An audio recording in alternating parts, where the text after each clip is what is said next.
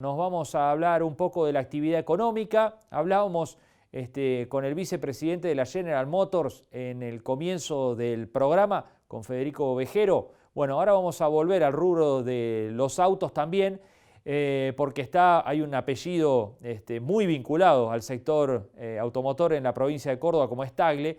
Manuel Tagle es el presidente de la Bolsa de Comercio de Córdoba, una de las entidades que conforman el G6, el grupo de las 6 entidades grandes empresarias de la provincia de Córdoba. Bueno, vamos a ver cómo ven la economía, la actividad económica, este tramo del año que falta, bueno, el tema cambiario, que por supuesto ya está empezando a meter ruido en la actividad económica, por lo que hablábamos con Ovejero, ¿no? Las importaciones. Lo saludamos porque ya está en comunicación con nosotros. Manuel, ¿cómo le va? Buenas noches. ¿Qué tal? Buenas noches, Martín. Un gusto estar con ustedes, Marcos también. Bueno, Realmente un placer. Bueno, gracias por estar allí, por atendernos. Bueno, en el marco de lo que es la Feria Industrial de Río Cuarto, por supuesto, que también lo tuvo como protagonista, cuéntenos un poco cómo está viendo desde una entidad empresaria icónica de la provincia de Córdoba el contexto económico hoy en el país.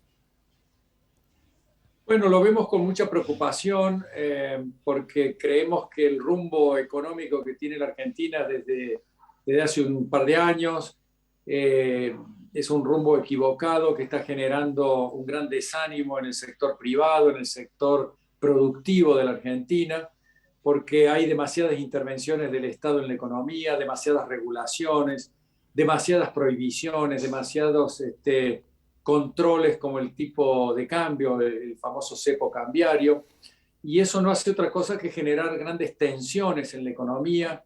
Es una mezcla de inseguridad jurídica con desconfianza y falta de previsibilidad.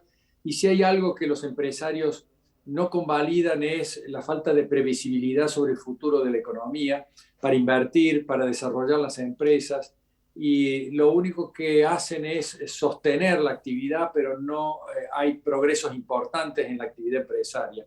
Esto es lo que estamos viendo con preocupación y creemos que el gobierno está acentuando este proceso porque cada vez que se decide cercenar las libertades económicas en una economía, ese cercenamiento tiene que ser cada vez más progresivo, porque las dosis que uno necesita para controlar las variables que tienden a escaparse en un mercado libre, digamos, si hubiera libertad, las dosis son cada vez mayores. Por eso es que acaba el gobierno de introducir un nuevo ajuste en el cepo cambiario para controlar aún más el drenaje de divisas que se está produciendo en el sector cambiario. Manuel, dejar de intervenir en el mercado o ir hacia un esquema más libre, como usted lo denomina, ¿no provocaría en este contexto del país un cimbronazo muy difícil de asimilar con estos niveles de pobreza, de desempleo? Indudablemente que sí. Obviamente que si nosotros vamos a una liberalización de golpe, significaría lo que se llama un shock, y ese shock genera ciertos trastornos en la economía, en la sociedad, y es absolutamente contraproducente, pero al mismo tiempo es un proceso inevitable, porque nosotros tenemos que pensar que si nosotros no dejamos digamos, libres las variables económicas, el mercado se va a ocupar en algún momento de generar ese equilibrio que las mismas variables están buscando, que están en este momento sujetadas por el sector público, por el Estado, con las intervenciones permanentes en la economía. Entonces, a nosotros nos preocupa, por supuesto, que haya un proceso de liberalización fuerte. Creo que se tiene que hacer progresivo, pero se tiene que hacer sobre la base de anunciar un plan económico consistente, sobre la base de un equilibrio fiscal, de una disciplina monetaria consistente, que genere confianza y que genere previsibilidad. Y en ese contexto, digamos, un proceso de mayor libertad en las variables que es necesario producir no sería tan traumático. Y sería claramente un proceso de estímulo para generar inversiones, generar confianza en el sector productivo y en la sociedad en su conjunto. Y eso creo que es lo que nos tiene que a todos estimular para hacerlo en algún momento, porque si no lo hacemos nosotros, si no lo hace el gobierno, lo va a hacer el mercado. Y cuando lo hace el mercado es mucho más traumático que cuando lo hace el gobierno con convicción y con coraje y con decisión. Manuel, ¿usted cree que parte de esto fue el mensaje del 12 de septiembre en las urnas?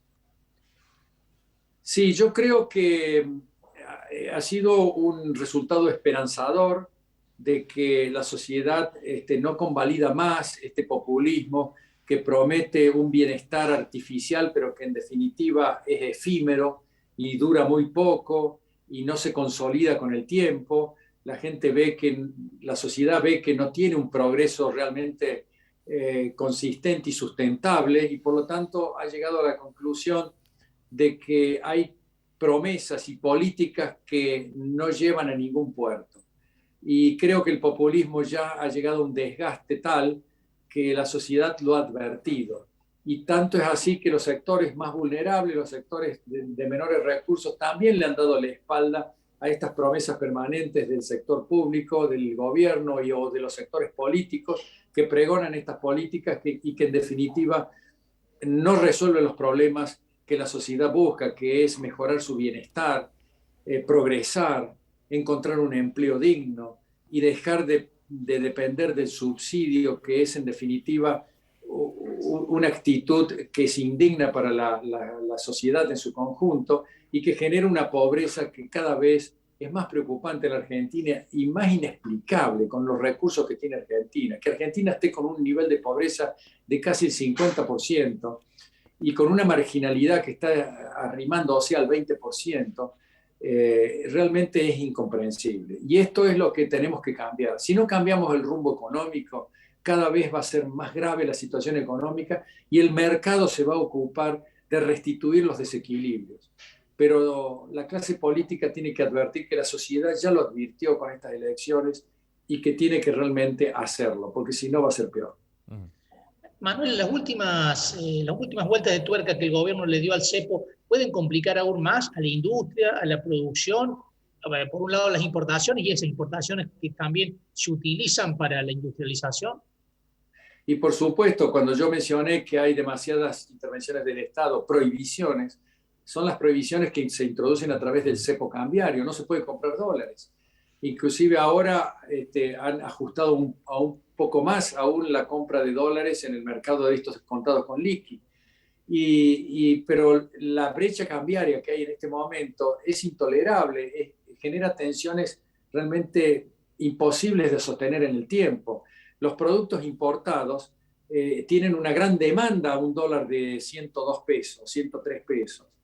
Y el consumidor tiene en su poder dólares a 180 pesos, 187. Entonces hay un beneficio por comprar bienes que tienen una relación con el dólar oficial. Y entonces hay un exceso de demanda y a raíz de eso hay un exceso de demanda de importaciones. Y el Banco Central está restringiendo la entrega de dólares y las autorizaciones de importación porque no tiene dólares. El Banco Central está con 7.000 millones de dólares de libre disponibilidad y tiene 2.500 millones de dólares de compromisos de acá hasta fin de año, más el drenaje que está teniendo todos los días por la desconfianza que generan estas políticas económicas. Vamos a llegar a fin de año con escasas reservas internacionales. Por eso es que el gobierno está restringiendo las importaciones. Pero restringir las importaciones significa frenar el proceso de producción de bienes en la Argentina y además encarecer los productos que terminan los consumidores pagando más caros. Si nosotros recurriéramos a una mayor apertura económica, una mayor libertad económica, podríamos ordenar, no de la noche a la mañana, pero rápidamente ordenar un poco los desequilibrios que hoy tiene la economía argentina. Manuel, por último le hago una muy puntual. Se habla mucho del mercado laboral, de las leyes laborales, de la contratación, del empleo negro. ¿Cómo lo ven desde la entidad que usted preside? ¿Es necesario reformas laborales para generar más trabajo o el trabajo se va a generar cuando se reactive la actividad económica sin necesidad de reformar leyes? No, yo creo que es imprescindible realizar reformas estructurales para sanear el equilibrio fiscal también y para poner a la economía argentina en el contexto internacional, que es integrar la economía argentina al mundo. Para poder integrar la economía argentina al mundo tenemos que bajar la presión fiscal y para bajar la presión fiscal obviamente hay que bajar el gasto público, hay que bajarlo no drásticamente, pero sí de manera consistente a medida que pasa el tiempo, porque si no lo hacemos, obviamente es inviable la Argentina como país, y también tenemos que introducir reformas laborales que no afecten las remuneraciones del personal y de los empleados, porque eso sería injusto, pero sí las cargas sociales que tienen las remuneraciones en la Argentina, que significan que tenemos un 30 y pico % de personal que está informal, en negro, como se dice vulgarmente, y que deja de aportar al sistema jubilatorio también a raíz de eso. Entonces nosotros tenemos que modernizar todas las leyes que hacen al funcionamiento de la economía para que la economía sea eficiente. Y eso es imprescindible hacerlo. Si no lo hacemos, obviamente va a ser muy difícil competir, va a ser muy difícil integrar la economía al mundo. Vemos que el presidente Fernández se ha tenido que prácticamente retirar de las negociaciones en el Mercosur, donde Paraguay, Uruguay y Brasil quieren integrarse a zonas de libre comercio, pero Argentina no lo puede hacer porque tiene una industria que no puede competir en esta situación en que el mismo Estado la está condenando a subsistir, que es excesiva presión fiscal, costos laborales muy altos y costos fiscales que también hay que reordenar. Y bueno, estas son las cosas que Argentina tiene que realizar y que esperemos que la hagamos de manera racional, con un acuerdo político, que la sociedad le envíe un mensaje con las urnas y con las elecciones al gobierno y a la clase política en general para que haya un acuerdo político y se haga realmente se construye una política racional y lógica para que Argentina deje de lado tantos años de decadencia y de postración como tiene la economía argentina y de pobreza. Argentina hasta el año 1943 fue uno de los 7 países más ricos del mundo. ¿Por qué no podemos volver a eso? Tenemos todos los recursos para hacerlo. En aquel momento abandonamos la libertad económica, la economía de mercado, e introdujimos al país a un populismo, a una demagogia que nos atrofió desde todo punto de vista. Eso es lo que tenemos que cambiar. No hay otra explicación en la Argentina. Bien. Manuel, le agradecemos muchísimo. Estos minutos ha sido muy amable, ¿eh? Muchas gracias a ustedes. Un placer estar en Río Cuarto con ustedes, una ciudad y un sector tan pujante como es el sur cordobés. Muchas gracias. Gracias, muy amable. Hasta la próxima. Ahí estaba Manuel Tagle, el presidente de la Bolsa de Comercio de la provincia de Córdoba.